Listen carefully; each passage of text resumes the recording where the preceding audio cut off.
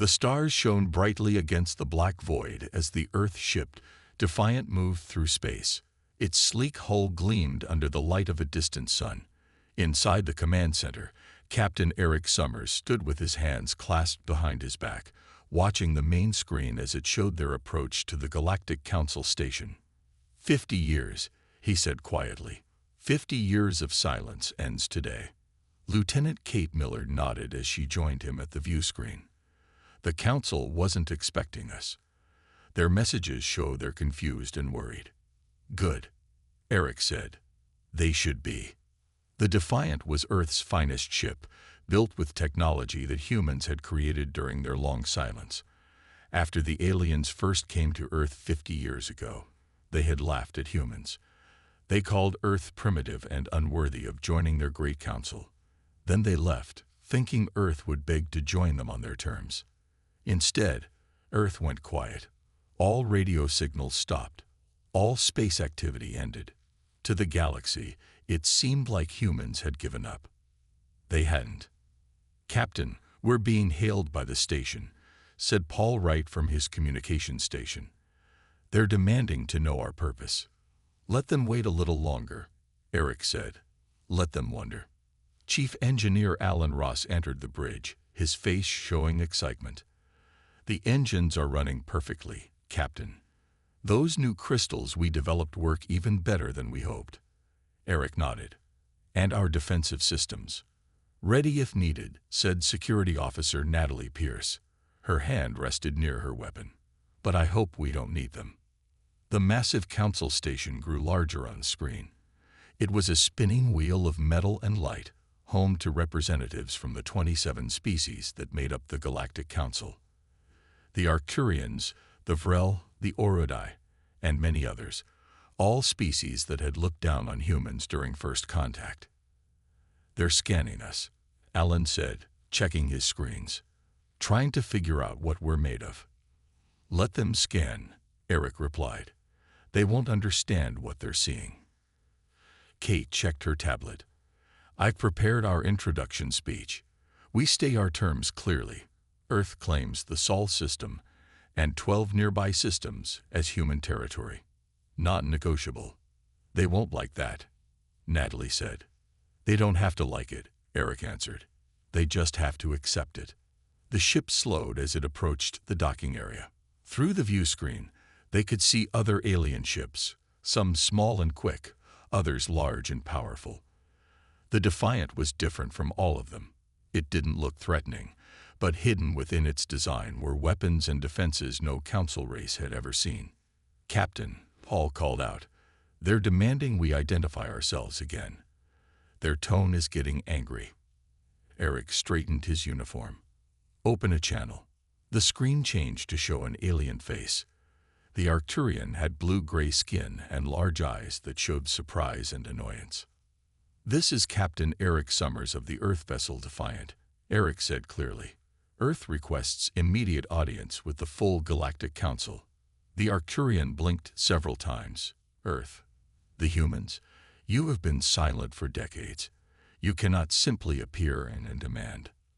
"We can, and we are," Eric cut in. "Earth has been silent long enough. We will speak, and the Council will listen." After a long pause, the Arcturian nodded stiffly. "Very well. You may dock at Bay 12. A representative will meet you."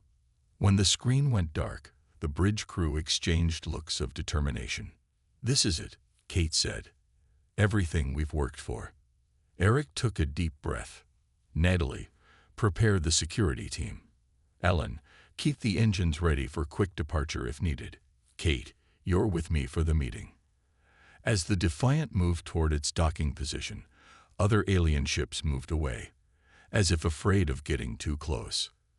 They should be afraid, Eric thought. The humans who returned to the stars were not the same ones the Council had dismissed 50 years ago. Earth had changed. Earth had grown stronger.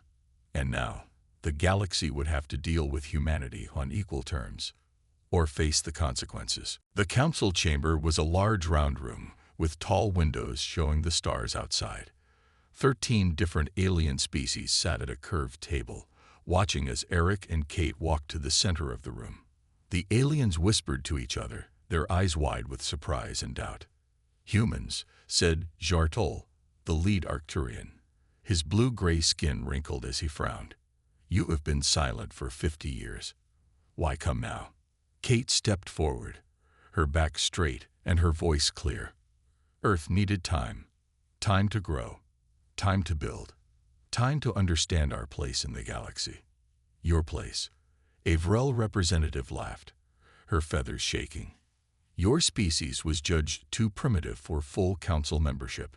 Eric allowed himself a small smile. "That was then. This is now." He pressed a button on his wrist device. A hologram appeared in the center of the room, showing detailed maps of 13 star systems, including Earth's solar system. "Earth now claims these 13 systems as human territory," Eric said. "We have already built outposts on key planets and moons in each system." The council members stood up, shouting in different languages. Their translators couldn't keep up with all the angry words. "Impossible." Jartol slammed his hand on the table. "Those systems have valuable resources. The council has plans for them." "Your plans will need to change," Kate said calmly. "These systems are now under Earth protection." Back on the Defiant, Alan Ross watched the meeting through a secure video link. Something caught his eye on the sensor readings. "They're scanning our ship again," he told Natalie, who stood watch with him. "More detailed scans this time, looking for weapons." Natalie frowned. "Can they see what we have?" "No," Alan said. "Our shields block their scans, but they're trying hard." In the council chamber, a tall Orodite with red scales leaned forward. "What gives you the right to claim these systems? You have been hidden away on your planet, doing nothing." "Nothing," Eric laughed. "While you thought we were hiding, we were building, learning, creating technology that now equals or exceeds yours." To prove his point, Eric touched another button. The lights in the council chamber flickered. The aliens' personal devices stopped working for 3 seconds, then came back on. "That was a small demonstration," Eric said. "A simple energy pulse that temporarily disabled your technology." The council members looked at each other with worry in their eyes. "You threaten us?" Jartol asked. "No," Kate said. "We inform you. Earth wants peace, but we will protect what is ours." A smaller alien with green skin and large eyes spoke up. "How did humans advance so quickly? This is not normal progress." "We united," Eric explained. "After you left Earth, our governments stopped fighting each other. We shared resources, knowledge, and ideas. We had one goal: to never be looked down on again." While they talked, Alan noticed something concerning on the Defiant. "Someone's trying to hack our computer system," he told Natalie. "It's coming from the Council's security network." "Block it," Natalie ordered, "and prepare a countermeasure." Back in the chamber, Jartol stood up. "The Council must discuss this privately. Humans, wait outside." As Eric and Kate left the room, they could hear the heated arguments begin. They walked to a side room where they could talk privately. "They're surprised," Kate said. "They never expected humans to return like this." Eric nodded. "They thought we would come begging for membership. Instead, we're making demands." His communication device beeped. It was Alan calling from the ship. "Captain, I've detected council ships moving into position around the station," Alan reported. "Military vessels. They're preparing for a fight," Eric said, "or at least wanting to show they could fight if needed." Kate looked worried. "Do you think they'll attack?" "No," Eric said. "Not yet. They need to learn more about us first. They need to know what they're facing." When they returned to the council chamber, the aliens were quiet, watching them with new eyes filled with worry and respect. "We have a decision," Jartol said. "The Council will send representatives to Earth to verify your claims and discuss these territories." Eric smiled. It wasn't acceptance, but it was a start. Earth was no longer being ignored. "We agree," he said. "Earth looks forward to showing you exactly how much we've changed." 3 days after the first meeting, Kate stood again before the Galactic Council. This time, she was alone. Eric had stayed on the Defiant to oversee security preparations. The council members watched her with careful eyes as she walked to the center of the room. "Lieutenant Miller," Jartol said, "we have reviewed your claims. We cannot accept Earth's demand for 13 systems." Kate had expected this. She opened her tablet and projected a new image for all to see. It showed Earth 50 years ago, when the aliens first arrived. "This was Earth then," she said.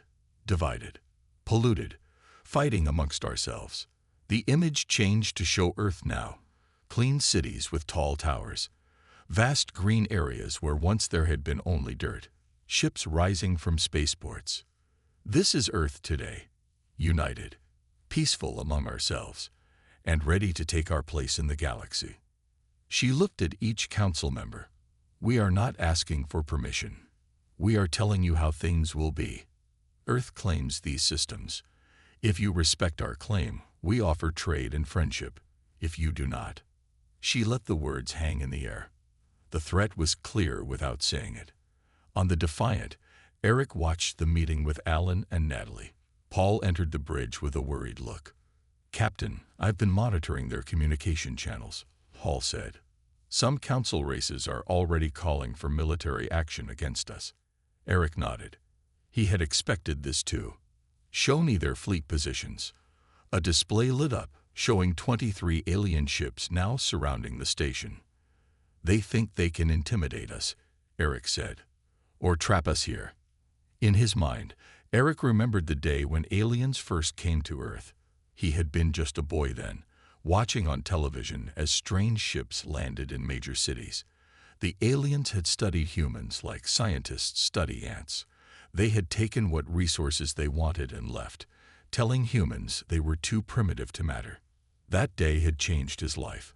It had changed all of Earth. Back in the council chamber, a tall Orodai named Krevnar stood up. His red scales shone under the lights. "This is outrageous," he said. "Humans hide for 50 years, then return making demands. We should show them their place." Other council members nodded in agreement, but some looked uncertain. "What exactly will happen if we don't accept your claims?" asked a small, green-skinned alien. Kate's face remained calm. "Earth has placed defense systems throughout all 13 systems over the past 50 years. Any unauthorized ships entering these systems will be turned away. Any ships that attack will be met with force." The council room erupted in angry shouts. Jartol called for order.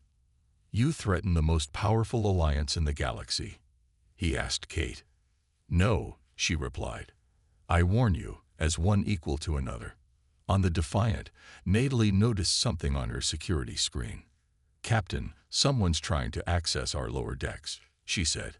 "I'm detecting 3 intruders." Eric frowned. "Orodai Special Forces, most likely. Krevinar's doing." "I'll handle it," Natalie said, grabbing her weapon and heading for the door. "Don't kill them," Eric called after her. "We need prisoners, not bodies." In the council chamber, a new alien entered and whispered something to Jartol. The Arcturian's eyes widened. "Lieutenant Miller," he said, "we have just received word that Earth ships have been detected in all 13 systems you claim. Ships with technology we cannot scan or identify." Kate nodded. "As I said, we've been busy for 50 years. A female alien with feathered arms spoke up. "If what you say is true, why come to us at all? Why not simply take the systems without announcing it?" "Because Earth wants peace," Kate answered. "We don't want to fight. We want to trade, to share knowledge, to be part of the galactic community. But as equals, not as servants or lesser beings." As Kate spoke, she received a message from Eric. "Intruders captured. Orodai agents. They carried weapons and computer hacking devices." Kate looked directly at Krevnar, the Orodai representative. "Some of you are already testing us," she said. "That is unwise. Earth has been silent long enough." Now, we will be heard. The council chamber grew quiet.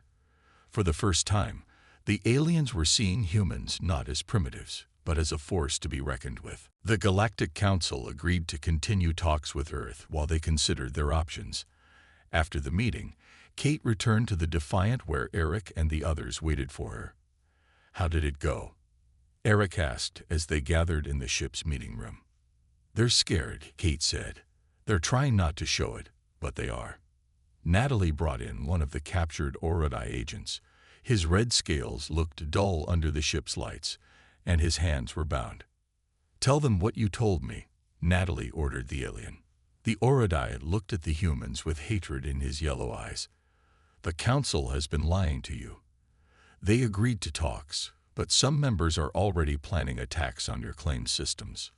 We expected that, Eric said. But thank you for confirming it. Paul entered the room with his tablet. Captain, I've been monitoring their communications. There's something strange. They keep referring to something called the quarantine protocol.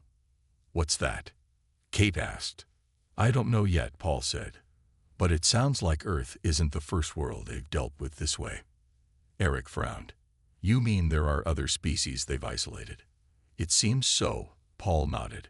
Species that didn't fit into their idea of how the galaxy should work. In another part of the station, a small alien with pale green skin watched the humans from afar.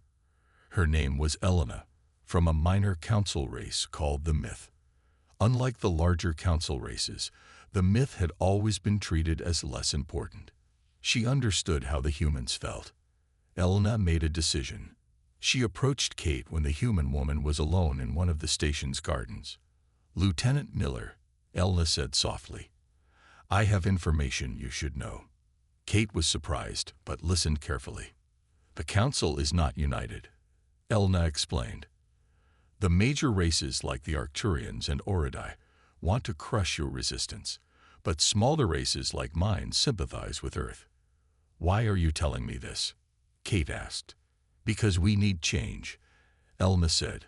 For too long, the major races have controlled everything. Perhaps humans can help create a better system. Back on the Defiant, Alan made a disturbing discovery. Captain, look at these sensor readings, he said to Eric. During our years of silence, there were at least 8 unauthorized missions to the edge of our solar system.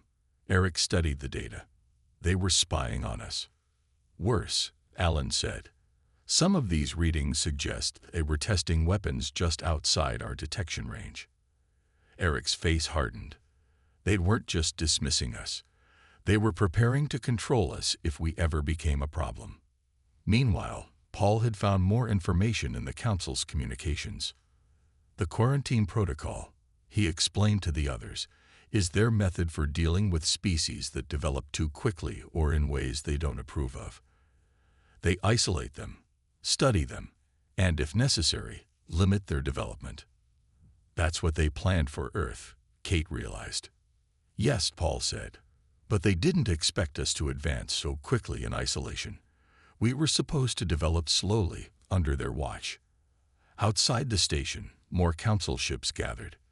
The Defiant sensors counted 35 vessels now, many with weapons systems active.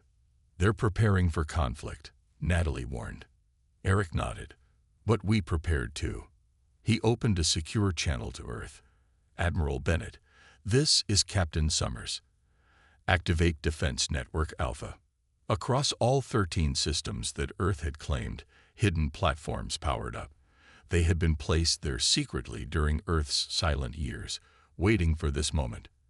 In the council chamber, alarms sounded as their sensors detected the activating defense network. Jar Tull and the other representatives rushed to see what was happening. What are these devices? Jar Tull demanded when Eric and Kate entered the chamber. Insurance, Eric said simply. You gather your ships. We activate our defenses. This will lead to war, Krevnar, the Aurodai, warned. Only if you choose that path, Kate replied. As they spoke, Elna entered the chamber with several representatives from smaller council races. We wish to speak privately with the humans, Elna announced. Some of us believe there is a better way forward than conflict. The major council members looked shocked. Never before had the smaller races acted together this way. Things are changing, Eric thought. The balance of power is shifting, and Earth was at the center of it all. The private meeting room was filled with representatives from 7 smaller council races. They sat around a table with Eric, Kate, and Natalie. Elna spoke for the group. "We have been watching you closely," she said to the humans. "Your strength impresses us, but your restraint impresses us more." "What do you mean?" Kate asked. "Your defense systems could have destroyed the Aurodai intruders on your ship," Elna explained. "But you captured them alive. You show power, but not cruelty." Eric nodded. "Earth does not want war. We want respect." As they talked, alarms suddenly blared throughout the station. The room's screens lit up, showing 3 Aurodai warships moving toward the Defiant. "They're powering weapons," Natalie warned. Eric touched his communicator. "Alan, ray shields." On the Defiant, Alan's fingers flew across the controls. The ship's advanced shields activated just as the Aurodai vessels fired. Bright energy beams struck the Earth ship's defenses, creating a ripple of blue light, but the Defiant remained undamaged. "Shields holding at 97%, Ellen reported. "Their weapons are powerful, but our defenses are stronger." Back in the meeting room, the small council races looked shocked. The Aurodai attacked during peace talks. One of them said, "This violates all council rules." Eric remained calm. "This is not a full council attack. This is Krevnar acting alone. He wants to provoke us into fighting back."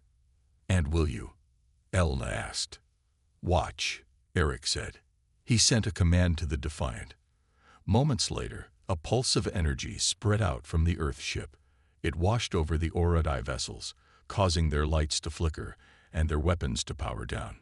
"We disabled their systems temporarily," Eric explained. "No lives lost, no ships destroyed." The smaller council races murmured in approval.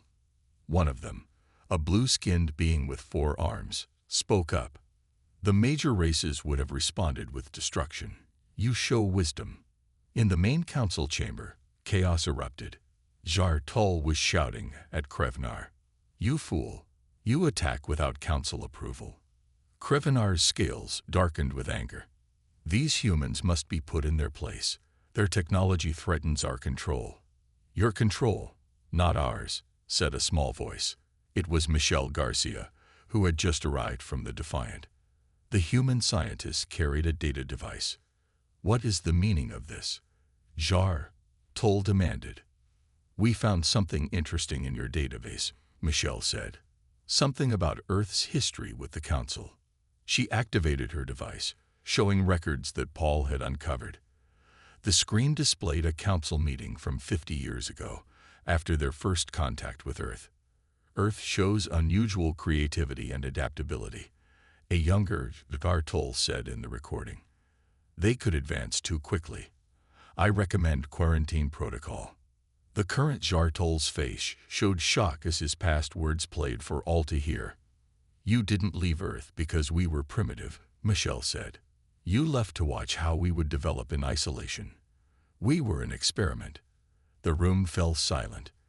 Even Krevnar had no response. Outside the station, more things were happening.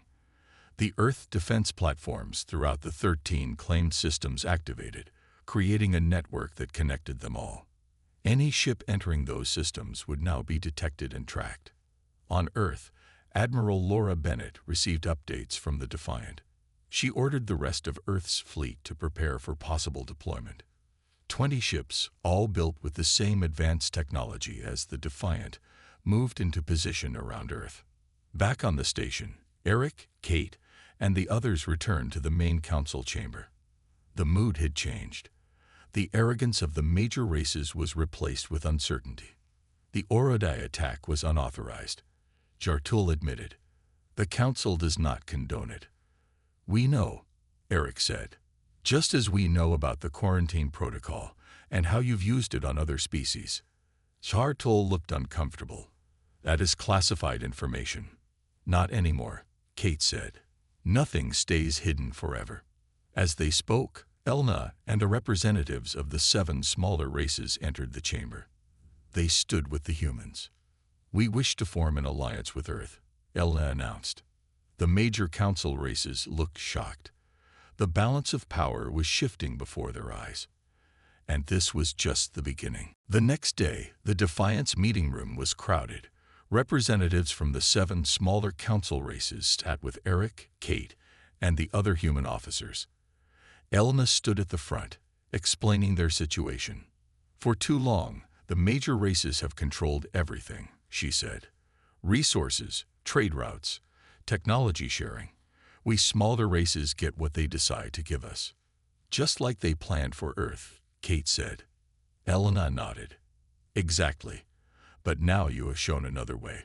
You developed on your own terms. A blue-skinned alien with 4 arms spoke up. We want the same freedom. An alliance with Earth would give us strength to stand against the major races. Eric looked thoughtful. This is bigger than we expected. We came to claim our territory, but now we're in the middle of council politics. It was always political, Natalie pointed out. We just didn't know how much. As they talked, Paul entered with new information. His face showed excitement. Captain, I've been in contact with other ships outside the Council's control, he said. There are more species out there who have rejected Council rule. Some have been hiding for centuries. Eric raised his eyebrows. How many? At least 5 fully developed spacefaring civilizations, Paul answered. They'd been watching our confrontation with great interest. In another part of the station, Michelle was allowed access to the Council's scientific database. What she found shocked her. This can't be right, she whispered as she read through the files. She hurried back to the Defiant, where she found Ellen working on the engines. Ellen, look at this, she said, showing him her tablet. The Council hasn't just been isolating species. They've been actively slowing down technological development across the galaxy. Ellen studied the data. How? Subtle interference, Michelle explained. Radiation that affects brain development. Engineered materials that break down if used in certain ways. They've been making sure no one advances too quickly. Except Earth, Alan said. Yes, Michelle nodded. We were completely isolated, so their methods couldn't reach us. We developed naturally. On Earth, Admiral Bennett received these findings with a grim face. She ordered increased security around the planet and all human outposts. Back on the station, the full council called for another meeting. This time, all races were present, large and small. The tension in the room was thick enough to cut with a knife. Tar-Tull spoke first. The council has reached a decision regarding Earth's claims. We will acknowledge human control of the Sol system only. The other 12 systems must remain under council jurisdiction. Eric stood up. That is not acceptable. It is the council's final offer, Krevnar said, his scales dark with anger. Then the council has chosen conflict, Kate replied calmly. Elna and the representatives of the 7 smaller races stood up. We stand with Earth, Elna announced. The chamber erupted in shouts and arguments. Tar-Tull called for order. You would break from the council, he asked Elena in disbelief. If necessary, she answered. For too long, we have accepted your rule. No more. Eric's communicator beeped. It was Alan calling from the Defiant. Captain, our sensors have detected a large fleet approaching, Alan reported. At least 60 council warships. Eric shared this information with the room. It seems some of you were planning for war all along. Krevnar smiled, showing pointed teeth. The council must maintain order. If Earth will not submit, it must be forced. We came in peace, Eric said. We showed restraint when attacked. But make no mistake, Earth will defend itself. Kate stepped forward with her tablet. Before any more threats are made, you should see what Michelle discovered in your own database. She displayed the information about the Council's interference with species development. The smaller races looked shocked and angry. "You have been holding us back deliberately," one of them asked. Toll looked uncomfortable. "It was necessary for galactic stability." "It was necessary for your control," Eric corrected him. As the argument continued, Paul received a message from space. His eyes widened as he read it. "Captain," he whispered to Eric, "those independent species I mentioned, their ships have just arrived. 30 vessels, with technology even our sensors can't fully analyze."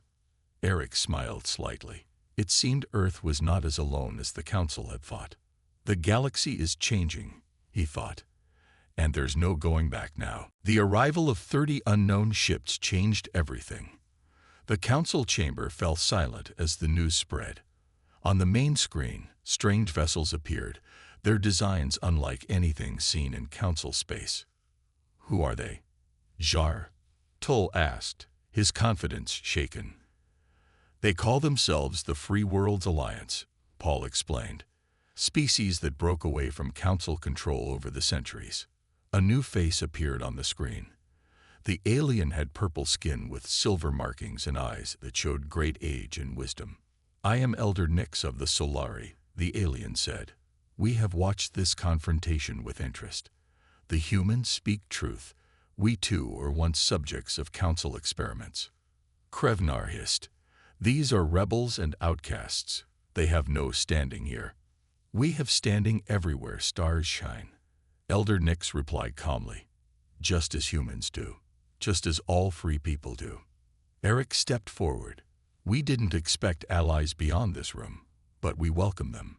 Earth stands with the Free Worlds Alliance and with any species that chooses freedom over control." The Council chamber erupted again in arguments.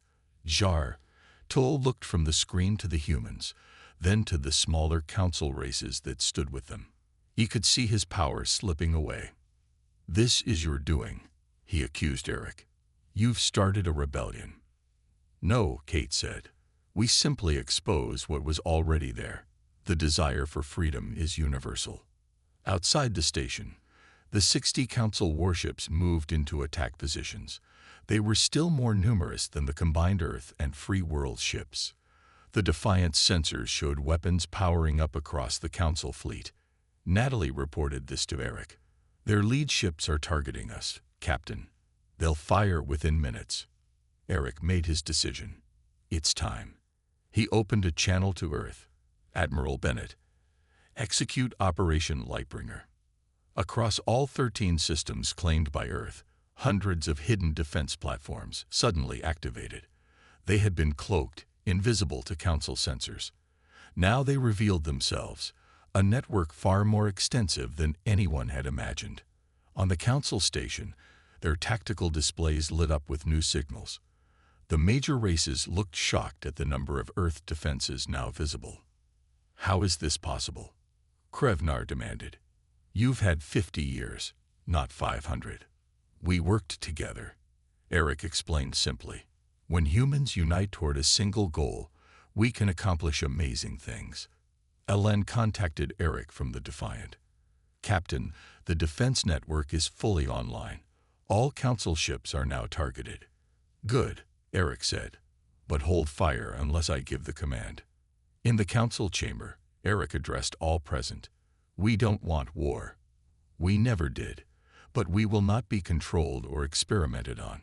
Earth claims these 13 systems, and we will defend them." He looked at each of the major race representatives. "You have a choice. Accept the new reality, or face the consequences." Michelle stepped forward with her tablet. She had been analyzing the data about Council interference. "There's more," she said. "The Council hasn't just been suppressing technology. They've been harvesting resources from developing worlds without their knowledge. Worlds that could have become new Council members were instead kept primitive and exploited." This revelation caused even some of the major race representatives to look disturbed. Not all of them had known the full extent of their leadership's actions. Kate seized the moment. "We propose a new way forward. A true galactic union where all spacefaring species have equal voice, regardless of their age or power." "Impossible," Krevnar shouted. "The Council has maintained peace for 10,000 years. Peace for whom? Asked Elena. Not for those you've suppressed and exploited. Elder Nix spoke again from the screen. The Free Worlds Alliance supports this proposal. We have lived outside council rule for centuries, building our own societies. We know it can work. As they argued, Paul noticed something on his communication device. He leaned close to Eric. Captain, he whispered urgently, the council has sent a coded message to their fleet. I've decoded it. They're ordering an attack on the station itself. Why would they attack their own station? Eric asked. To kill everyone here, Paul explained. They'd rather destroy this meeting than let these ideas spread. Eric's face hardened. He looked at Jartol and knew from the Arcturian's expression that Paul was right. So that's your answer, Eric said. Not words or votes, but destruction. Jartol didn't reply. He didn't need to. The true face of the council was finally revealed for all to see. Eric acted quickly once he knew the council fleet planned to attack the station. He opened a channel to all ships, Earth vessels, Free Worlds Alliance, and even the council fleet. This is Captain Eric Summers of Earth, he said. The council has ordered their fleet to fire on this station, with their own people still on board. Confusion spread through the council ships. Some commanders demanded confirmation of these orders. He lies, Krevnar shouted, but his voice lacked conviction. Play the message, Paul, Eric ordered.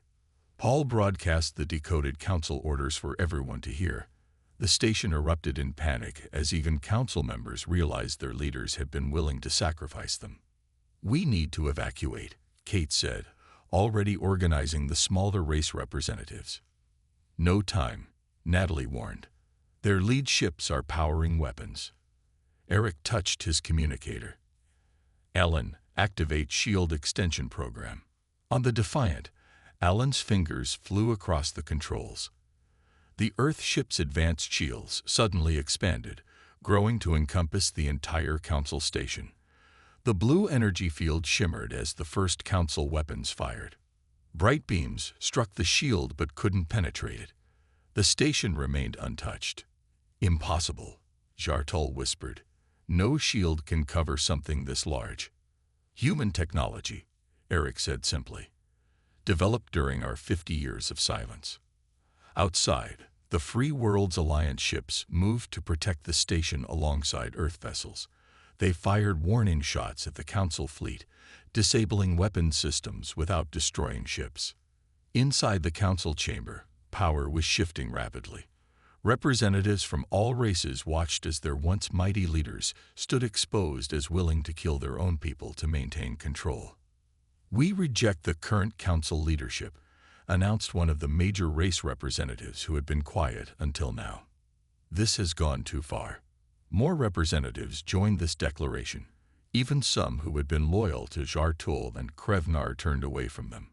With the station protected and the council fleet in disarray, Eric presented Earth's final offer.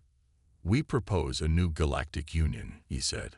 All spacefaring species as equals. No more control by a few over the many. No more suppression of development. No more secret experiments on emerging worlds. Elena stepped forward. The smaller council races support this proposal. Elder Nix spoke from his ship. The Free Worlds Alliance supports this proposal. One by one, representatives from major and minor races alike voiced their support. The old council was crumbling before their eyes. Jartul and Krevnar were taken into custody by their own security forces. Their time was over. 3 days later, representatives from all species gathered in the main council chamber, now renamed the Union Chamber. Kate and Eric stood together as the first charter of the Galactic Union was signed. Did you ever imagine this when we left Earth? Kate asked quietly. Eric shook his head. We came to claim our place. We ended up changing the galaxy. Alen approached them with news from the Defiant. Captain, the Defense Network reports all 13 systems are secure. Earth ships are helping former Council worlds remove the technology that was suppressing their development. And the Council fleet? Eric asked. Most ships have accepted the new union, Alan reported. A few loyal to the old leadership fled to distant systems, but they're no threat now. Michelle joined them, her face excited. The scientific exchange is incredible. So many species sharing knowledge freely for the first time. We're already seeing advancements no single world could have developed alone. Paul smiled as he added, and more ships are arriving daily. Species we never knew existed, coming out of hiding now that the old council is gone. Natalie remained watchful as always. We should still be careful. Change this big won't be easy for everyone to accept. True, Eric agreed. But we've made a start. On the main screen of the chamber, a new symbol appeared. A circle of stars representing all worlds of the Galactic Union.